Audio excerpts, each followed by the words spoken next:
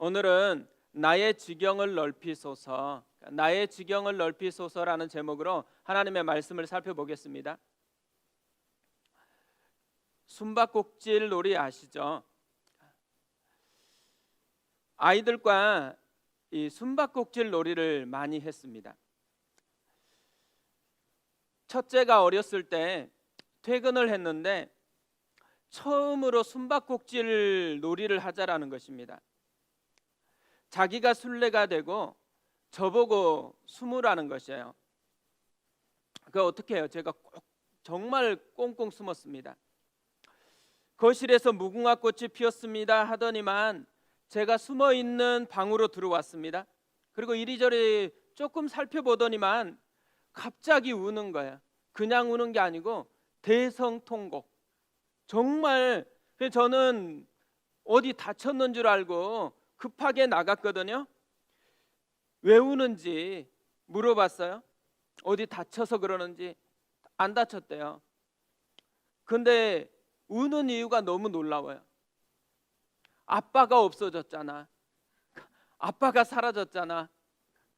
처음에 이해가 안 됐는데요. 다시 생각해 보니까 뭘 원하는지 알겠더라고요. 그래서 다시 숨바꼭질을 하자 그랬습니다. 아이가 무궁화 꽃이 피었습니다 그러면 이제는 꼭꼭 숨지 않아요. 문 뒤에 그냥 숨어 있습니다. 아이가 문을 열고 들어오자마자 바로 짠 하고 나타나는 거예요.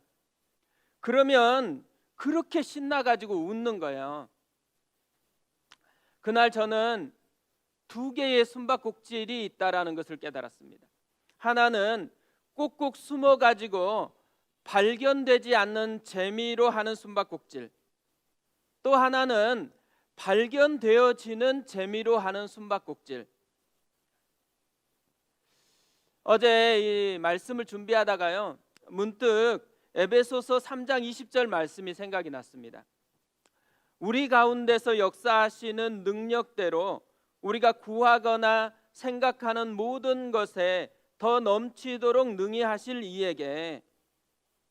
바울 사도가 에베소 교회를 위해서 기도한 후에 바로 한 말씀이에요. 우리가 기도할 때 생각해 보세요. 기도할 때 우리는 하나님이 어떤 이미지로 주로 떠오르세요? 꼭꼭 숨어서 발견되지 않는 재미로 숨바꼭질하는 그런 분이십니까? 아니면은 주고 싶어 가지고 견딜 수 없는 마음으로 짠하고 나타나 가지고 보여주는 재미로 숨바꼭질을 하시는 그런 분 같으세요? 바울 사도는 우리가 구하거나 생각하는 모든 것에 더 넘치도록 능히 하실 분이라고 얘기해요. 그러니까 발견되어지는 재미로 숨바꼭질을 하는 것 같은 하나님이라는 얘기죠. 어제 저도 이런 하나님을 경험을 했습니다. 어제 결혼 주례가 있어가지고 사무실에서 11시 거의 다 돼서 출발을 했어요. 내비게이션으로 보니까 11시 20분 정도면 도착하겠더라고요. 근데 동천동에서 미금역으로 가는 샛길이 있거든요. 근데 이 샛길을 통과하자마자 펑크가 난 거예요. 정말 난감한 상황이 됐습니다. 혹시 늦게 되어질까 이제 곤란한 그런 처지에 놓였어요. 그래서 일단 차를 길가 공터에 세워두고 또 메모를 남겼어요. 그리고 난 후에 이제는 택시를 잡아서 가야 되는데 어떻게 택시를 잡아야 될지를 모르겠더라고요. 그건 택시가 전혀 오지 않는 길이니까. 그래서 할 수 없이 미금역까지 걸어가 가지고 택시를 타야 되나 이런 생각이 드는 거예요. 그러니까 정말 막막하고 답답한 마음 때문에 그냥 하나님을 불렀어요. 아버지, 이 아버지 하자마자요 놀라운 일이 일어났어요. 택시가 보이는 거예요. 그것도 눈앞에. 택시 타자마자 기사분이 이렇게 얘기를 하는 거예요. 여기 택시 잡기 힘든데 대단하시다고. 저도 그렇게 생각이 됐어요. 너무 신기한 거예요. 구하거나 생각하는 모든 것에 더 넘치도록 능히 역사하시는 하나님이 계시기 때문에 일이 일어난 것이죠. 최근에 저는 야베스를 묵상하는데요, 자꾸만 기도에 대해서 묘한 두 가지 확신이 생겨나고 있습니다. 하나는 야베스처럼 하나님께서 우리가 기도하기를 원한다라는 거예요. 또 하나는 야베스가 기도로 운명을 바꾼 것처럼 우리가 기도하기만 하면 많은 하나님의 역사가 일어날 것이라는 그런 확신이 자꾸만 생겨나고 있습니다. 그러니까 뭐라고 설명할 길은 없어요. 근데 그런 마음이 계속해서 일어나고 있어요. 그래서 이게 진짜 우리의 현실이 됐으면 좋겠다고 생각이 들더라고요. 이걸 어떻게 하면 우리의 현실로 만들 수 있을까요? 함께 기도하는 뭔가를 하면 좋겠다고 생각이 들었습니다. 그래서 간지에 보시면요, 이런 말씀으로 축복하는 기도라는 게 들어있어요. 매일 이 기도 카드를 읽으면서 믿음으로 축복하였으면 좋겠어요. 다음 세대 한 명, 또 작년 성도 한 명을 말씀으로 축복하는 것이죠. 다음 주에는 또 다른 분을 연결해서 그렇게 나눠 드릴 것입니다. 그리고 교회를 위해서도 기도하는 거죠. 제가 이게 보니까요, 저는 다음 세대는 이필연 학생이고 작년은 이종민 성도님이네요. 한번 간지 한번 보세요. 제가 읽어볼 테니까 자신이 받은 분 이름 넣어서 한번 눈으로 읽어보세요. 하나님 아버지, 우리 피리언이가 오늘 하루 생활하는 모든 곳에서 하나님을 경외하게 하시고 하나님이 인도하시는 그 길을 따라 걸어가게 하셔서 하나님이 예비하신 그 복을 누리기를 예수님의 이름으로 축복합니다. 하나님 아버지, 우리 이종민 성도님이 오늘 하루도 하나님께 가까이 나아가는 복을 누리기 원합니다. 또한 피난처 되시는 주 여호와를 순간순간마다 경험하게 하시길 예수님의 이름으로 축복합니다. 교회를 위해서도 자녀들과 함께하는 행복한 수요 기도회에 성령님께서 임재하여 주셔서 풍성한 은혜와 기도의 열매가 맺혀지게 하옵소서. 2022년 한 해 나는 죽고 예수로 사는 역사가 풍성하게 나타나는 교회 되게 하옵소서. 이 하나하나를 읽을 때마다 하나님이 들으실 거라고 생각합니다. 우리 이 사람을 모르는데 어떻게 기도하지? 걱정 안 하셔도 됩니다. 하나님은 아세요. 하나님께서 그분을 축복하기를 원하신다라는 거죠. 그래서 올 한 해 정말 기도를 통해서 하나님의 역사가 풍성하게 경험되어지는 그런 한 해가 되었으면 좋겠습니다. 오늘은 야베스의 기도 내용을 살펴보려고 합니다. 10절에 이렇게 되어 있습니다. 야베스가 이스라엘 하나님께 아뢰어 이르되 주께서 내게 복을 주시려거든 나의 지역을 넓히시고 주의 손으로 나를 도우사 나로 환난을 벗어나 내게 근심이 없게 하옵소서 하였더니 하나님이 그가 구하는 것을 허락하셨더라. 그러니까 네 가지를 구했는데 오늘은 그 중에 두 가지를 좀 살펴보려고 합니다. 야베스의 기도 첫 번째로는 하나님의 복을 구했습니다. 야베스의 첫 번째 기도가 이래요. 주께서 내게 복을 주시려거든. 옛날 개역 한글 성경에서 보면 원컨대 주께서 내게 복에 복을 더하사입니다. 예전에 한글 성경이 훨씬 더 나은 번역 같아요. 마치 지금 성경을 보면 가정문 같잖아요. 복 주시려거든 주고 뭐 기분 나쁘면 주지 않아도 됩니다. 이런 뉘앙스처럼 느껴지게 번역이 돼 있어요. 하지만 사실은 이 말은 반드시 축복해 달라는 얘기예요. 그러니까 반드시 복을 달라는 것이죠. 반드시 하나님의 복을 달라는 것입니다. 그러니까 하나님의 복을 이렇게 달라고 하는 의미가 뭘까요? 뭘 원하는 걸까요? 그러니까 자기 힘으로만 사는 것이 아니라 하나님이 일하실 공간을 만들어 주기를 원한다라는 거잖아요. 자신의 삶에서 하나님께서 역사하실 기회를 만드는 것, 이게 하나님의 복을 구하는 마음이겠죠. 다른 무엇으로 사는 것이 아니고 하나님의 복으로 살고 싶다라는 것입니다. 야베스가요, 흙수저, 바닥 인생으로 태어났잖아. 그래서 이름마저도 고통이고 슬픔이라는 의미였어요. 그런데 이런 상황에서 인생을 상황이 결정하도록 버려두고 싶지 않다라는 의미예요. 상황이 운명이고 끝이 아니고 하나님이 나의 운명이고 나의 끝이기를 원한다라는 거죠. 그러니까 상황 속에 있는 것만 누리고 있는 것이 아니고 하나님의 풍성함을 지금 내 삶에서 누리고 싶다라는 의미예요. 에서와 야곱이 쌍둥이로 태어났죠. 그러니까 에서가 장자였습니다. 상황으로만 따지면 하나님의 복이 흐르는 장자권을 에서가 가지고 있었어요. 하지만 에서는 하나님의 복을 그렇게 추구하지 않아서 소홀히 여겼습니다. 팥죽 한 그릇에 이 장자권을 팔았어요. 야곱은요, 상황적으로는 축복이 자신에게 흘러올 자연스러운 그런 과정이 아니었어요. 그렇지만 하나님의 복을 추구했습니다. 부족한 것이 에서보다는 야곱에게 훨씬 많았던 것 같아요. 하지만 하나님의 복을 추구한 그 인생을 하나님께서 복을 주셨다라는 거죠. 그래서 하나님은 야곱을 사랑했다 그래요. 또 야곱을 통해서 하나님 나라의 꿈을 이루어 가고 있습니다. 왜 그래요?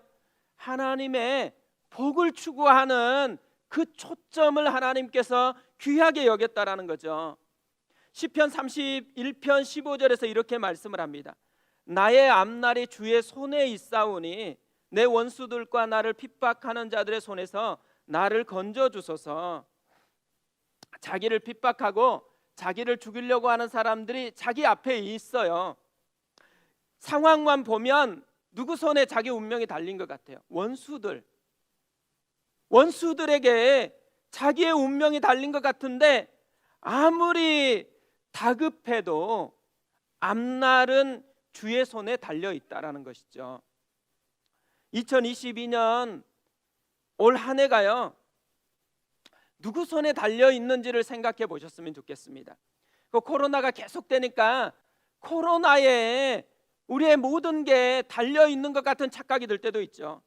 어떤 사람은 돈에 모든 게 달려 있다고 생각해. 돈이 없으면 힘들어하고 돈이 있으면 또 괜찮은 것 같은, 정말 이 시대는 돈 벌기에 혈안이 되어 있는 그런 시대 같아요. 또 백에 자기 운명이 달려 있다고 생각하는 사람도 많죠. 그래서 얼마나 줄을 서려고 그래요. 건강에 달려 있다고 생각하는 사람도 많고 여러 가지 뭔가 자기 운명에 달려 있는 것 같은 것을 찾고 있잖아요. 그런데 주의 손에 달려 있다라는 거예요. 그래서 성경은 계속해서 이렇게 말씀합니다. 예레미야 17장 5절에 무릇 사람을 믿으며 혈육으로 그 권력을 삼고 마음이 여호와에게서 떠난 그 사람은 저주를 받을 것이나 무릇 여호와를 의지하며 여호와를 의뢰하는 그 사람은 복을 받을 것이라. 시편 20편 7절에서도 이렇게 말씀합니다. 어떤 사람은 병거, 어떤 사람은 말을 의지하나 우리는 여호와 우리 하나님의 이름을 자랑하리로다. 야베스가 당시에는 이렇게 기도하지 않는데 왜 홀로 이렇게 기도하고 있을까요? 저는 보는 것이 달라졌기 때문이라고 생각합니다. 카네기의 행복론에 보면요, 델마 톰슨이라는 사람의 이야기가 나옵니다. 2차 세계대전 중에 육군 장교하고 결혼을 했어요. 남편이 그런데 캘리포니아에 있는 모제이브 사막 근처 육군 훈련소로 배치가 돼버린 거예요. 50도가 넘는 살인적인 무더위, 모래바람이 계속 불어가지고 집안 곳곳에 모래가 항상 차는 거예요. 그리고 이야기할 상대가 없어요. 멕시코인이나 인디언이 있는데 영어로 대화가 안 되는 거예요. 그러니까 외롭고 너무 힘겨우니까 친정 부모님께 이렇게 편지를 썼어요. 아버지, 이런 곳에서는 더 이상 견딜 수 없으니 당장이라도 짐을 꾸려 집으로 돌아가고 싶어요. 이곳에 더 눌러 사느니 차라리 감옥에 가는 편이 낫겠어요. 아빠가요, 이런 답장을 보냈어요. 조그만 창문이 달린 감옥에 두 남자가 있었단다. 한 사람은 밤하늘에 반짝이는 별을 헤아리며 자신의 미래를 꿈꾸었고, 다른 사람은 감옥의 먼지와 바퀴벌레를 보며 불평과 원망으로 하루하루 살았단다. 이것만 딱 써가지고 보냈어요. 딴 거 설명도 없이. 얼마나 실망했겠어요. 아빠가 위로는 해주지 않을 망정. 근데 몇 번이고 이 편지를 되풀이해서 보다가 아빠의 마음을 이해하게 된 거예요. 그로부터 아빠의 마음을 이해하고 보니까요, 사막이 다르게 보였어요. 그래서 그때부터 사막의 식물을 관찰하기 시작했어요. 또 사막의 유적지들, 고대 유적지가 있는 거예요. 그것들을 연구하는 사막 연구가가 되었다고 합니다. 근데 저는 야베스도 마찬가지였다고 생각을 해요. 고통스러운 환경이잖아요. 그런데 하나님의 복을 구해요. 뭘 얘기하는 거예요? 보는 것이 바뀌었다라는 거죠. 전에는 고통스러운 환경만 봤어요. 얼마나 괴로웠겠어요. 하지만 지금은 크신 하나님을 보고 있다라는 거예요. 지금 역사하시는 하나님을 보고 있다라는 것이죠. 지난주에 제가 신방하다가요, 성도님 중에 한 분이 금식을 했다는 얘기를 들었어요. 근데 한 끼 금식하자마자 응답을 받았다고 하네요. 굉장히 기쁘고 너무너무 감사하더라고요. 근데 왜 기쁠까요? 응답받았기 때문에 아니에요. 보는 것이 달라졌기 때문에. 환경이 아니라 하나님을 보고 있기 때문에. 남들은 조금 불안하면 자꾸 이 불안한 것만 보는데 하나님을 보니까 금식할 마음이 생긴 거잖아요. 2022년 한 해가요, 바라보는 것이 달라지는 한 해가 됐으면 좋겠습니다. 올 한 해 크신 하나님을 바라보았으면 좋겠어요. 올 한 해 예수 그리스도의 십자가를 바라봤으면 좋겠어요. 우리가 살다 보면 잘못 살잖아요. 실수하잖아요. 그럼 죄책감이 들죠. 또 무력감이 들죠. 그때 십자가에서 우리 죄를 가져가시고 대신 자기의 순결함, 자기의 의를 새 옷으로 입혀주신 그 예수 그리스도를 바라보았으면 좋겠습니다. 그래서 우리도 하나님의 복을 우리의 것으로 누렸으면 좋겠어요. 두 번째로 야베스의 기도는요, 지경을 넓혀달라는 것이에요. 야베스의 두 번째 기도 내용이 나의 지역을 넓히시고입니다. 옛날 성경에 보면 나의 지경을 넓히시고요. 저는 옛날 성경 번역이 더 마음에 들어가지고 설교 제목을 지경을 넓혀달라고 그렇게 정한 것이에요. 그러니까 단순하게 이 문자 그대로 이 말을 해석하면 땅을 넓혀달라는 거예요. 그러니까 요즘 말로 하면 우리 아파트 평수 좀 넓혀달라는 거예요. 내 사업이 좀 잘 되게 해달라는 거예요. 50에 읽은 논어라는 책이 있거든요. 이 책을 읽다가 제가 정말 한 단어가 계속 이렇게 마음에 와닿더라고요. 군자불기. 뜻이 이래요. 군자는 그릇이 아니다. 군자는 그 쓰임새에 한정된 그릇과 같은 사람이 아니다라는 의미래요. 그러니까 이 분이 이렇게 설명을 했습니다. 1년 전과 지금이 같다면 리더가 아닙니다. 리더는 변화를 추구하며 주도하는 사람입니다. 같은 일을 하더라도 개선을 시도하고 힘들어도 좋은 결과를 만들어내려 노력하는 사람이 바로 리더입니다. 어떤 일을 해도 변화를 만들어내는 사람이 있습니다. 어떤 조건에서도 변화를 끌어내는 사람이 있습니다. 그런 사람이 리더, 군자입니다.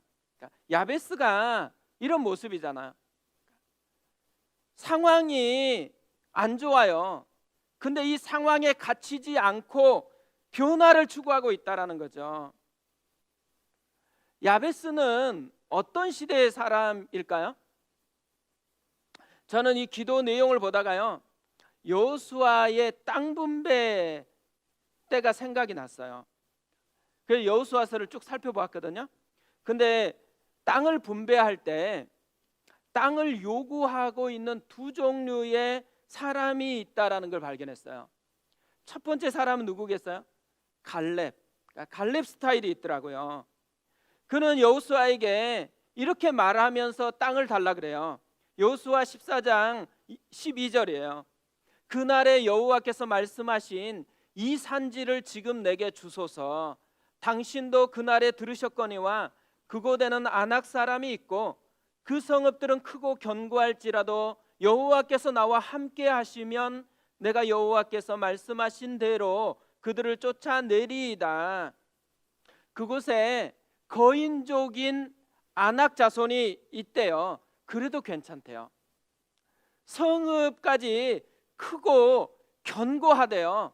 근데 문제가 될 게 없다라는 거예요. 왜냐하면 여호와 하나님이 함께 하실 것이기 때문에, 하나님이 함께 하시면 능히 쫓아낼 수 있기 때문에. 그러니까 뭘 보여줘요? 믿음이 삶의 무기로 작동하고 있다라는 것이죠. 두 번째로는요, 요셉 자손이었어요. 요셉 자손도 사람은 많은데 분배받은 땅이 좁다고 생각한 거예요. 그래서 땅을 좀 더 달라고 요구를 해요. 그러자 여호수아가 스스로 개척하라고 그렇게 이야기합니다. 그러자 요셉 자손이요, 여호수아 17장 16절에 이렇게 이야기하는 거예요. 요셉 자손이 이르되 그 산지는 우리에게 넉넉하지도 못하고, 그러니까 이 말은 이 산지가 별로 황무지 같다라는 얘기예요. 골짜기 땅에 거주하는 모든 가나안 족속에게는 베스안과 그 마을에 거주하는 자이든지 이스라엘 골짜기에 거주하는 자이든지 다 철병거가 있나이다 하니, 그러니까 땅도 좋지 않은데 문제가 더 심각한 게 있죠. 철병거로 무장된 사람들이 살고 있다라는 거예요. 뭘 얘기하는 거예요? 믿음이 삶의 무기로 전혀 작동하지 않고 있다라는 거예요. 대신 뭐예요? 고생 하나도 하지 않고 쉽게 옥토밭을 좀 먹고 싶은 마음이 있는 거예요. 그러니까 자기 욕망이 작동하는 스타일. 그뿐 아니잖아요. 철병걸만 보고서도 두려워 떨고 있어요. 그러니까 두려움이 삶에서 작동하는 스타일. 이게 요셉 자손의 모습이었어요. 사실 저는 야베스가 그때의 시대 사람인 줄 알았는데요, 이렇게 쭉 보니까 야베스는 사사시대 사람이라는 설명이 많더라고요. 사사시대가 어떤 시대요? 하나님을 잊은 시대죠. 사사시대 또 어떤 시대요? 땅 분배가 끝났어요. 그런데 땅을 정복하지 못한 채로 포기한 채로 살아가는 그런 시대예요. 여기서 야베스가 지금 나의 지역을 넓혀달라고 하나님께 기도하고 있잖아요. 뭘 의미하는 것이겠어요? 남들은 다 상황이란 틀에 갇혀버려가지고 아무것도 변화를 추구하지 않는데 적어도 자신은 믿음으로 싸워보겠다라는 의미가 담겨 있는 거죠. 이미 하나님이 분배가 끝나가지고 이제 이 분배된 속에서 지경을 넓히려면 뭐가 필요해요? 한 가지밖에 안 남았어요. 조상들에게 분배를 했는데 믿음이 작동하지 않아가지고 정복하지 못한 그 땅을 다시 믿음으로 도전해서 되찾겠다라는 이 믿음이 담겨 있는 고백인 거예요. 이걸 보면 알 수 있는 게 있잖아요. 적어도 야베스는 자기 욕망과 싸우고 있다라는 거예요. 편안하게 거저 먹겠다는 생각을 없애고 아무리 척박해도 싸워서 개척해 보겠다라는 거예요. 적어도 야베스는요, 두려움에 갇혀 있는 사람은 아니라는 거예요. 또 적어도 야베스는 믿음이 삶에서 실제적인 무기로 작동하는 그런 사람이다라는 것이죠. 야베스는요, 요셉 자손 스타일이 아니에요. 갈렙 같은 스타일이라는 거죠. 우리는 어떤 스타일일까요? 요셉 자손에 가까울까요? 아니면 갈렙 스타일로 살아가고 있을까요? 사도행전 1장 8절에서 예수님께서 마지막으로 승천하기에 앞서서 제자들에게 이렇게 말씀을 합니다. 오직 성령이 너희에게 임하시면 너희가 권능을 받고 예루살렘과 온 유대와 사마리아와 땅끝까지 이르러 내 증인이 되리라. 예수의 제자된 우리는 당연하게 요셉 스타일로 살면 안 된다. 요셉 자손 스타일로 살면 안 된다라는 거예요. 우리는 갈렙 스타일로 살아야 되는 부름을 받은 사람이라는 거죠. 예루살렘에서부터 시작해서 땅끝까지 우리가 추구해야 될 지경이 우리에게 있다라는 거예요. 근데 너무 많은 사람들이요, 요셉 스타일로 살아버린, 요셉 자손의 스타일로 살아버린다라는 거죠. 우리가 올 한 해 요셉 자손 스타일이 아니고 갈렙 스타일로, 야베스 스타일로 그렇게 살아갔으면 좋겠어요. 어젯밤에 기도하는데요, 하나님께서 이런 마음을 주시는 거예요. 영혼을 위해서 하나님의 마음으로 우는 사람이 필요하다. 영혼을 위해서 하나님의 마음으로 우는 사람이 필요하다. 먼저 우리의 영혼을 위해서 울어야 되겠죠. 하나님의 그 심도 바라보지 못하고 하나님이 함께 하는데도 불구하고 상황에 갇혀가지고 주님 없는 것처럼 살아버리는 우리의 영혼을 불쌍하게 여겨달라고 하나님 앞에 울어야 되겠죠. 그뿐 아니고요, 우리가 해야 될 사명이 또 있다라는 거예요. 우리 곁에 있는 사람들을 위해서 울어야 된다라는 거예요. 우리가 사는 지역부터, 내가 사는 아파트 단지부터, 내가 사는 그 지역부터 하나님, 아직 예수의 생명을 몰라서 죽어있는 그 영혼을 누군가 울어야 되잖아요. 그 사람이 내가 되게 해달라고, 잠자는 영혼을 깨워달라고, 병든 영혼을 회복시켜달라고, 야베스처럼 하나님 앞에 나의 지경을 넓혀달라고 구하는 그 은혜가 우리에게 일어나야 된다라는 것이죠.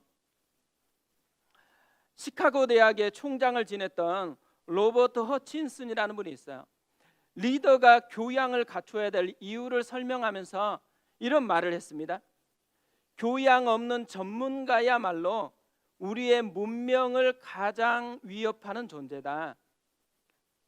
저는 이 말이 이렇게 들려요. 기도 없는 신앙인이야말로 하나님 나라를 가장 위협하는 존재다. 믿음 없는 신앙인이야말로 하나님의 교회를 망치는 가장 위험한 존재다. 올 한 해 믿음이 삶의 무기로 작동하는 그런 해가 됐으면 좋겠습니다. 하나님의 복을 구했으면 좋겠어요. 올 한 해 기도가 삶의 무기로 작동하는 한 해가 되었으면 좋겠습니다. 우리도 지경을 넓혀달라고 기도하는 우리가 되었으면 좋겠습니다. 우리 그 마음을 가지고 찬양하고 기도하겠는데요, 오늘 찬양은 이 산지를 내게 주소서라는 찬양입니다. 우리 안에 갈렙과 같은 믿음이 이 찬양을 통해서 우리 속에 회복되었으면 좋겠습니다. 그 마음으로 우리 찬양할 텐데요, 주님이 주신 땅으로 한 걸음씩 나아갈 때에 수많은 적들과 견고한 성이 나를 두렵게 하지만 주님을 신뢰함으로, 주님을 의지함으로, 주님이 주시는 담대함으로 큰 소리 외치며 나아가네. 이 산지를 내게 주소서. 그날에 주께서 말씀하신 이제 내가 주님의 이름으로 그 땅을 취하리니 이 산지를 내게 주소서. 우리 같이 찬양합니다.